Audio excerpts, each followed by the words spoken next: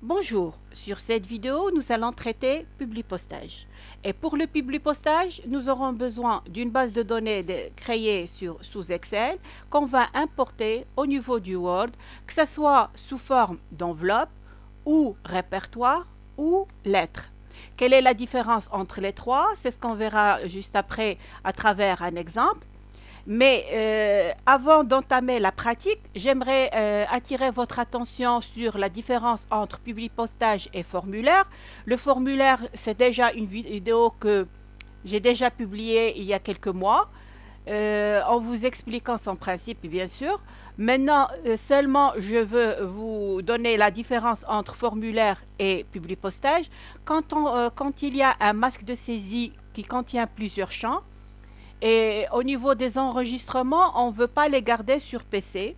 Là, on va utiliser le formulaire. Je donne un exemple pour que ça soit plus clair pour vous.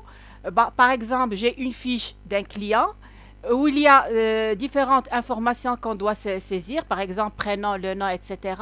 Mais au niveau de ces données, je ne veux pas les garder, mais seulement les imprimer pour les remettre au client. Alors là, je vais utiliser le formulaire. Par contre, si j'ai à garder les informations pour moi au niveau de mon PC, automatiquement, je dois passer par le Publipostage et les données ils sont enregistrées au niveau de l'Excel. J'aimerais aussi attirer votre attention sur l'importance de cette partie parce que le Publipostage, il y a une majorité des gens qui l'ignorent. Et pourtant, ça facilite beaucoup le travail des gens et ça donne du poids, bien sûr, à votre travail. Alors, je répète encore une fois, pour le Publipostage, nous aurons besoin d'une base de données sous Excel et bien sûr, le masque de saisie il sera sur le Word. Pour seulement gagner du temps, je vais traiter un exemple qui est déjà préétabli, c'est-à-dire je vais travailler déjà sur une base de données qui est déjà remplie. Comme ça, nous allons profiter du temps au niveau de la pratique. Allons-y.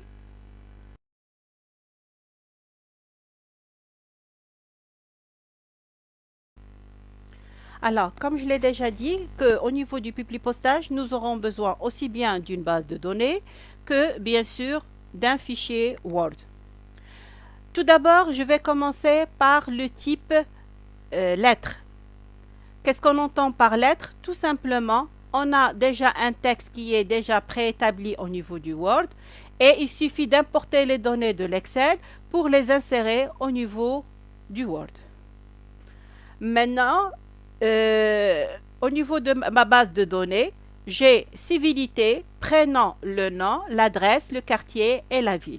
Pourquoi j'ai mis civilité et qu'est-ce que j'entends par civilité? Civilité, c'est monsieur, madame ou mademoiselle. Je l'utilise au niveau de ma base de données, comme ça, pour faire la distinction entre le masculin et le féminin au niveau de ma lettre que je vais utiliser au niveau du Word.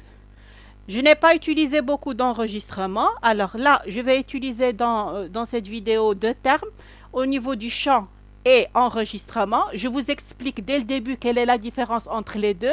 Comme ça va être clair pour vous par la suite.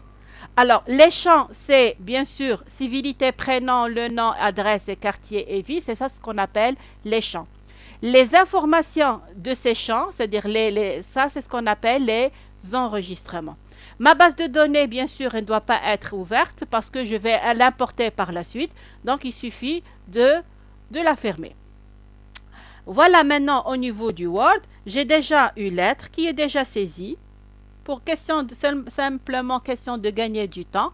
Alors, l'option qu'on va utiliser au niveau du Publipostage, c'est ici, Publipostage. Voilà les étapes. Remarquez qu'il y a des options qui sont déjà désactivées. Tout simplement, ils ne peuvent être activés qu'après avoir sélectionné ma base de données d'Excel.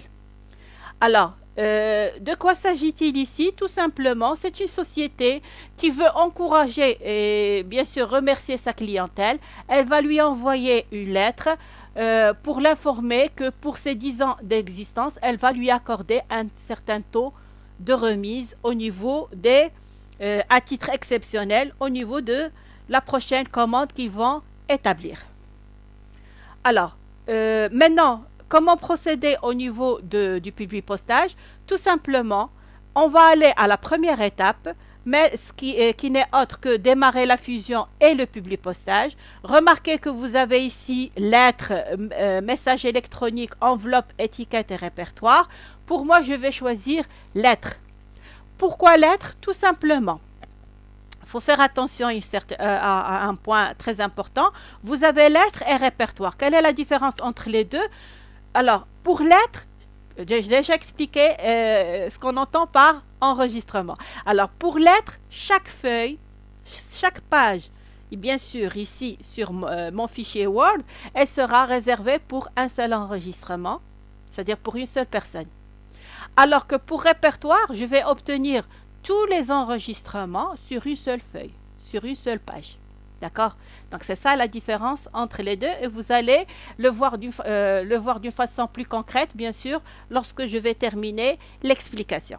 Alors, puisque moi, chaque client, il doit recevoir sa propre lettre, je dois utiliser lettre.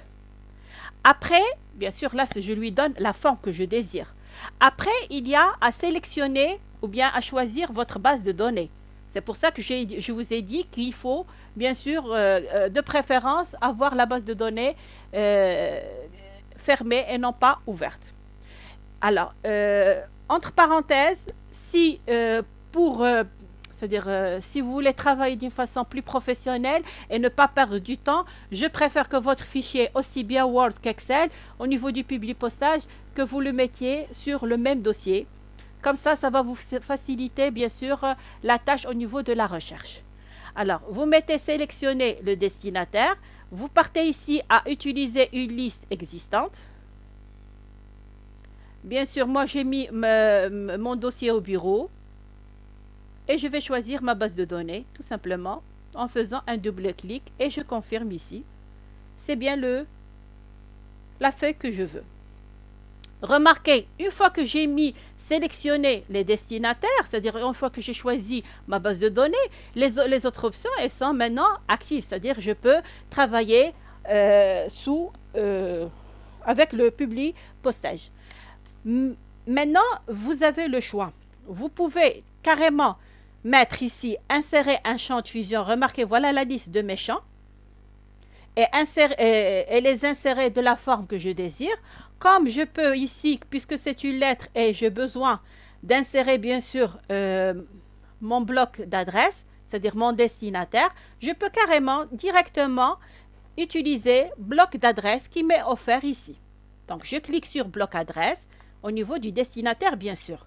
Choisir, remarquez ici, vous avez plusieurs formats du destinataire.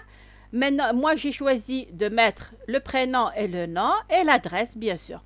N'oubliez pas que dans ma base de données, il y avait quartier. Et quartier n'est pas mis ici. Alors, pour l'ajouter, tout simplement, je vais venir dans ce bouton-là, faire correspondre les champs.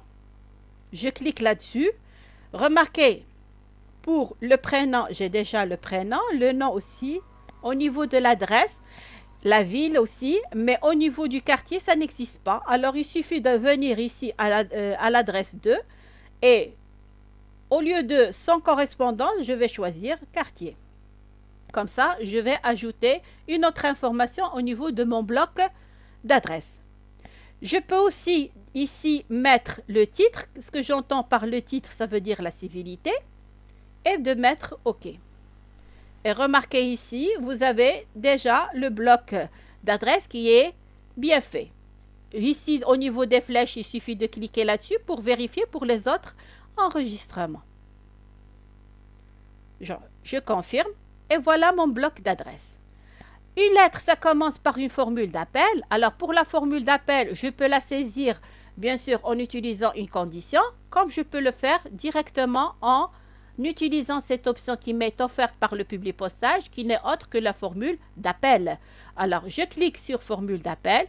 Remarquez ici, j'aurai la forme suivante, cher monsieur ou bien chère madame, avec le nom, et bien sûr qui se termine par une virgule. Et vous avez déjà ici l'exemple, l'aperçu de l'exemple. Mais remarquez ici, il m'a apporté la civilité. Moi, je ne veux pas la civilité. Je veux cher monsieur avec le prénom et le nom, ou bien chère madame avec le prénom et le nom. Il suffit de cliquer ici et de choisir la forme que je désire. Et bien sûr, remarquez, pardon, c'est pas celle-là, plutôt c'est l'autre. Et remarquez, voilà l'exemple ici, et je mets OK. C'est pas la peine de faire la correspondance des champs, puisque déjà je l'ai utilisé au niveau de bloc d'adresse, et je mets OK. J'ai utilisé le bloc d'adresse, j'ai utilisé la formule d'appel. Maintenant, il me reste au niveau ici de ma lettre, bien sûr, au niveau de la formule de politesse. Dans la formule de politesse, on dit « Nous vous prions, monsieur de croire » ou bien nous vous prions, madame de croire. Alors là, si j'ai déjà commencé dans la formule d'appel en utilisant monsieur ou madame, donc je vais garder la même chose ici, de mettre monsieur et madame. Mais puisque dans ma formule d'appel, j'ai mis cher monsieur ou bien chère madame, alors au niveau de ma formule de politesse, je vais utiliser cher monsieur ou bien chère madame. Alors, je ne vais pas mettre les deux à la fois, mais je dois mettre l'un des deux, bien sûr, en utilisant une condition. La condition, comment l'utiliser? Tout simplement, en venant ici à règle, vous avez ici si, alors, sinon. La condition sera posée sur civilité est égal à, je mets un point, c'est-à-dire au niveau pour monsieur. Pourquoi je mets la condition sur le monsieur? Puisqu'au féminin, j'ai deux. Donc, je ne peux pas mettre la condition sur deux enregistrements. Et de mettre le texte qui correspond à ma formule, bien sûr, que je veux. Donc, je vais mettre ici « cher monsieur » avec une virgule et un espace. Sinon, ça va être « chère madame » tout court. Ce n'est pas la peine de mettre « chère mademoiselle » ou « madame », donc directement « chère madame » et « OK ». Et voilà, il est inséré ici. Pour avoir la même police et bien sûr le même style que ma lettre, pour qu'elle ne soit pas différenciée, il suffit de sélectionner un mot de mon texte, de faire reproduire la mise en forme. Là, je l'ai déjà expliqué dans les anciennes vidéos. Et bien sûr, je sélectionne mon texte. J'enregistre. Et voilà, là j'ai terminé. Il reste seulement au niveau du taux, c'est-à-dire le taux de la remise. Là, je vais le garder à la fin. Alors, je vais recommencer l'explication, comme ça va être plus clair pour vous. J'ai déjà une lettre. Et le contenu de la lettre, ce serait le même pour toute ma clientèle, à laquelle je veux bien sûr la remercier tout d'abord. Et pour la remercier, je vais lui accorder un certain pourcentage au niveau de la remise dans sa prochaine commande, bien sûr que pour question de fidélité et de remerciement. Puisque c'est le même texte, c'est la même lettre, qu'est-ce qui va changer? C'est au niveau c'est-à-dire des informations de ma clientèle, au niveau de la société ou bien de la personne à laquelle je vais envoyer cette lettre. Alors, je vais saisir toutes mes informations au niveau de l'Excel.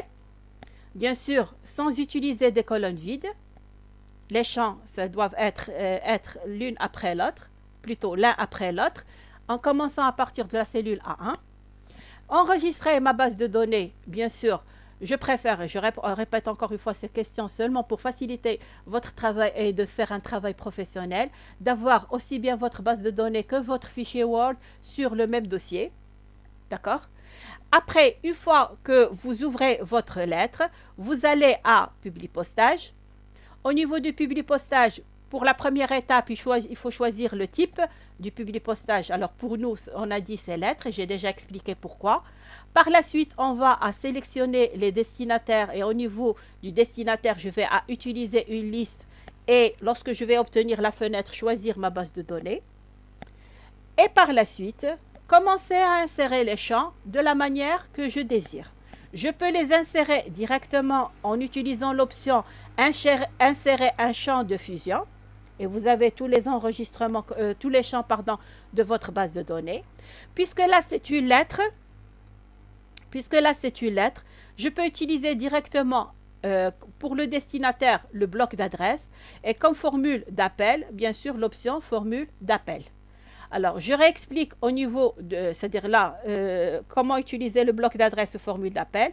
Faut faire attention à l'emplacement de votre curseur dans votre document avant de faire l'insertion, bien sûr. Alors, au niveau de bloc d'adresse, et je ne vais pas confirmer cette fois-ci, donc, il m'apporte directement les renseignements de ma base de données. Alors, pour moi, il suffit ici de choisir qu'est-ce que je veux ajouter ou bien supprimer de ce qu'il m'a déjà donné. Et bien sûr, ici, au niveau du format. Alors, je vais ici au bouton faire correspondre les champs. J'essaie de faire correspondre à chaque titre que je veux le champ de ma base de données. Et pour moi, j'ai gardé le tout, sauf pour le titre, j'ai mis civilité. Et je répète, si j'ai mis civilité, tout simplement pour distinguer entre le masculin et le féminin. Et j'ai ajouté au niveau de l'adresse de quartier, puisque c'est une information qui n'a pas été mise par défaut dans ce document. Bon, je vais annuler puisque c'est déjà fait. Maintenant, au niveau de ma formule d'appel, je vais à formule d'appel. De la même manière, je choisis ici la forme, c'est-à-dire que je veux. Je vais mettre prénom et le nom. Bien sûr, le séparateur, c'est un virgule. Vous avez déjà l'aperçu ici. Et vous faites la correspondance si vous voulez. Mais pour moi, puisque je l'ai déjà utilisé dans bloc adresse, ce n'est pas la peine de la refaire ici. Maintenant, mon bloc d'adresse et ma formule d'appel, ils sont déjà insérés. Il reste maintenant au niveau de la formule de politesse, à la fin de ma lettre, d'ajouter monsieur ou bien madame. Puisque moi, dans la formule d'appel, j'ai mis cher, alors je vais l'ajouter ici au niveau de ma formule. Comment faire? Tout simplement, je place mon curseur à l'endroit désiré, je vais à règles et je vais utiliser si, alors, sinon. Ma condition, elle sera posée sur civilité.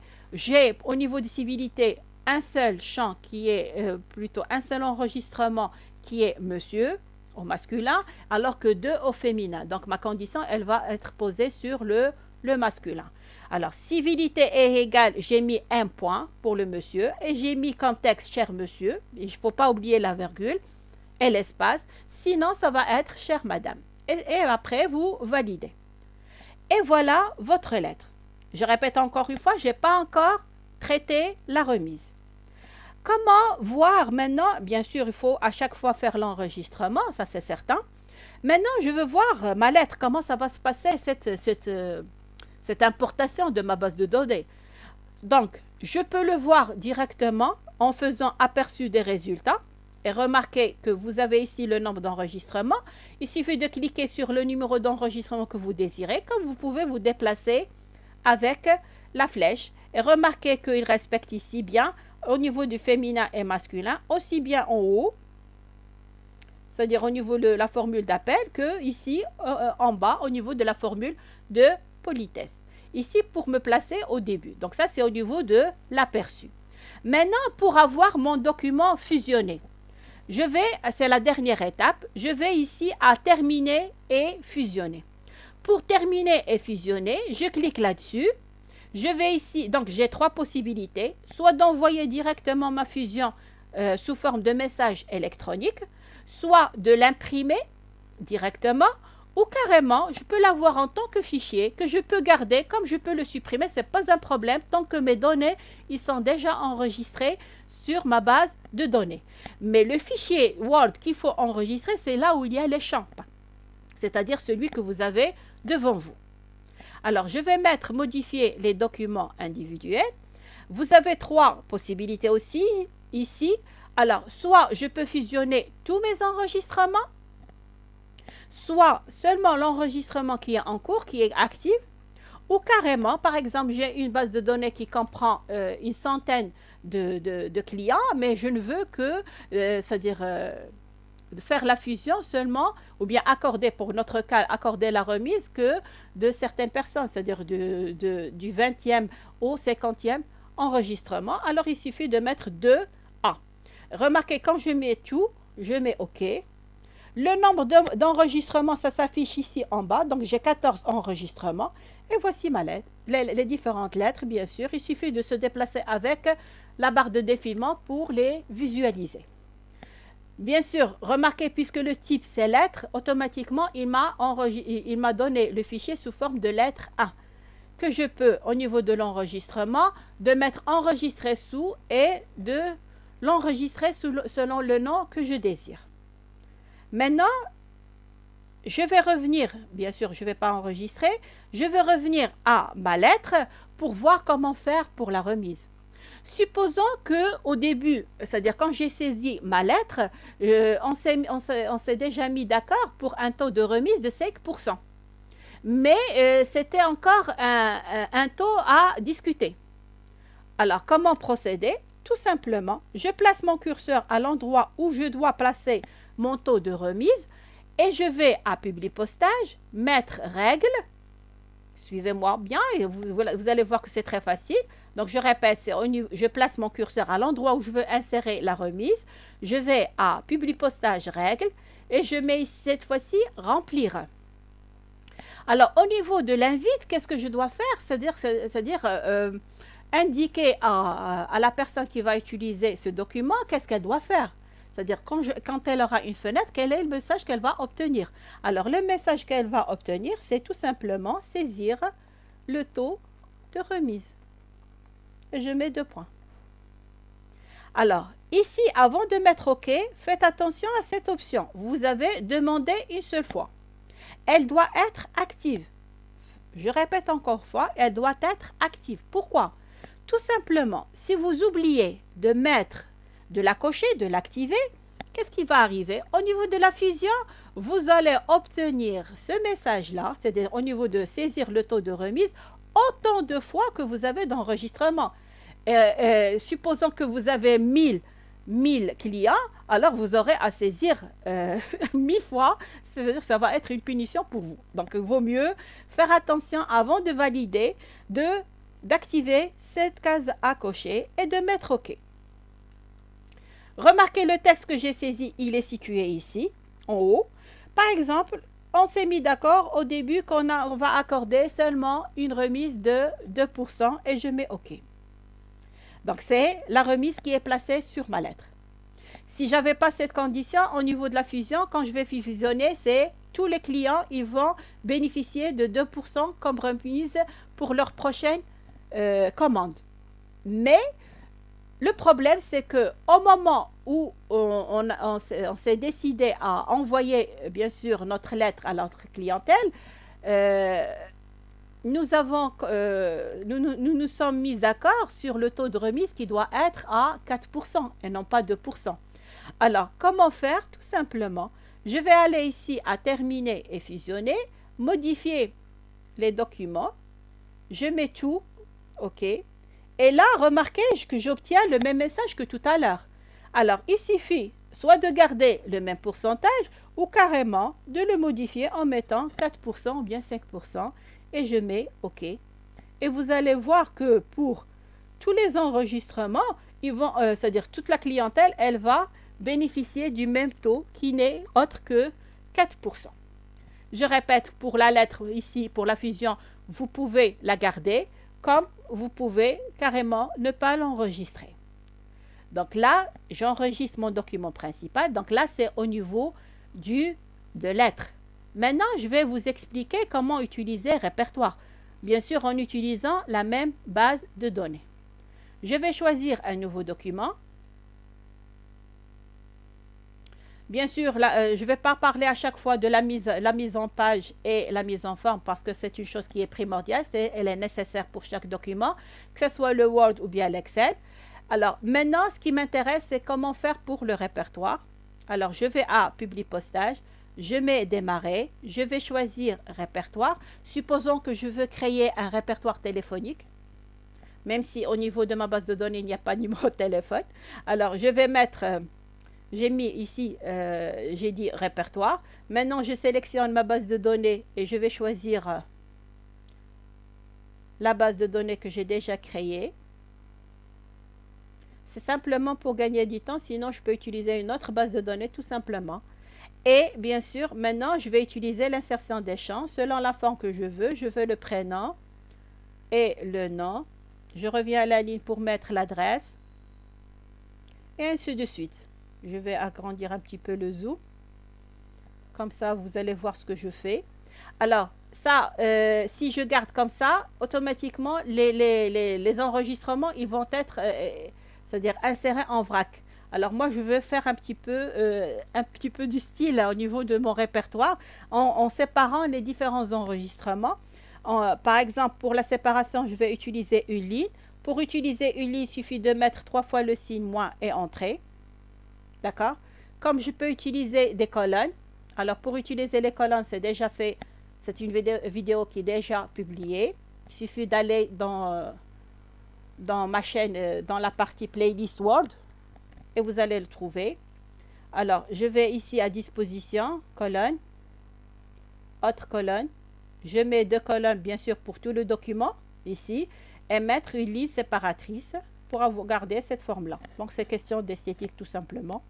Vous pouvez faire ce que vous désirez. Alors, je reviens ici à Publier postage. Je peux faire l'aperçu ici, comme je peux directement modifier les documents, mettre tout et OK.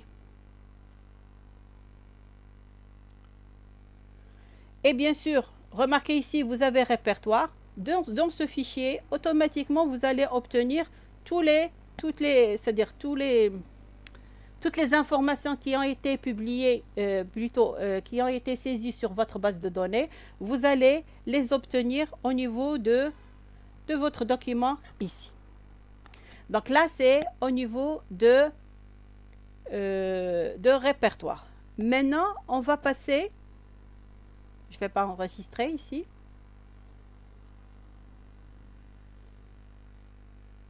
Maintenant, on va passer comment faire pour une enveloppe. Alors, pour l'enveloppe, tout simplement, je vais choisir un nouveau document. Je vais ici à Publier postage. Je mets démarrer fusionner, comme tout à l'heure. Pour la forme, cette fois-ci, je vais choisir enveloppe. Quand je choisis une enveloppe, automatiquement, les enveloppes, comme vous le connaissez déjà, il y a différentes formes. Alors, il suffit ici de choisir au niveau de la taille de votre enveloppe, choisir la taille que vous voulez. Bien sûr, vous avez pour chaque taille, bien sûr, la taille, combien en millimètres. Et il ne faut pas oublier de savoir l'option d'impression, comme ça, quand vous allez placer votre enveloppe ou bien vos enveloppes dans l'imprimante, c'est-à-dire dans quelle position il faut la mettre. Alors, option, donc je répète ici, j'ai choisi la taille de mon enveloppe et je mets OK. Remarque, je vais réduire un petit peu le zoom. Et voilà, donc ici, je peux mettre mon logo de ma société, comme je peux mettre mes informations personnelles. Pour ceux du destinataire, il suffit, pour avoir question plus d'esthétique et bien sûr l'avoir d'une façon... Voilà, donc vous avez ici un champ, une zone de texte où vous pouvez insérer les différents champs. Donc j'ouvre tout d'abord ma base de données, parce qu'avec l'explication, j'ai oublié carrément de l'ouvrir. Alors, j'ouvre ma base de données. Alors, je vais partir ici à champ, mettre le prénom, le nom, l'adresse, double-clic sur chacune, et par la suite, de les répartir selon la forme que je désire. Donc, on va avoir le prénom et le nom, mettre entrée pour revenir pour l'adresse, et aussi pour le quartier, entre quartier et ville, je mets un espace. Je peux utiliser la police que je désire avec l'interligne, etc. Et bien sûr, voilà, vous aurez les enveloppes, qu'il suffit aussi de mettre la fusion par la suite, mais sans oublier de garder le document principal. Maintenant, il faut faire attention, il y a une option que c'est-à-dire qui ressemble au filtre de la base de données d'Excel. Quand vous avez, par exemple, pour une base de données, par exemple, plusieurs enregistrements, mais vous ne voulez que certains qui seront fusionnés. Et bien sûr, tout à l'heure, je vous ai expliqué au niveau de la fusion de mettre de tel jusqu'à tel enregistrement, mais 600 l'un après l'autre. Mais supposons que au niveau de, c'est-à-dire les personnes que je désire, il y a qui sont séparées. C'est-à-dire un qui est le premier, l'autre c'est au milieu de ma base de données et les autres à la fin de ma base de données. Alors comment procéder? Tout simplement, vous avez ici modifié la liste de destinataires. Au niveau de modifier la liste de destinataires, vous allez obtenir bien sûr tous vos champs avec bien sûr les enregistrements en entier. Alors, il suffit maintenant de voir sur quel champ vous désirez faire le filtre, c'est-à-dire votre sélection, et bien sûr, carrément, c'est-à-dire appliquer votre condition. Par exemple, supposons que dans votre base de données, vous avez les chiffres d'affaires, c'est-à-dire l'ensemble des ventes établies par client. Et au niveau de la fusion, vous voulez imprimer que ceux qui ont un chiffre d'affaires compris, par exemple, entre 250 000 et 400 000.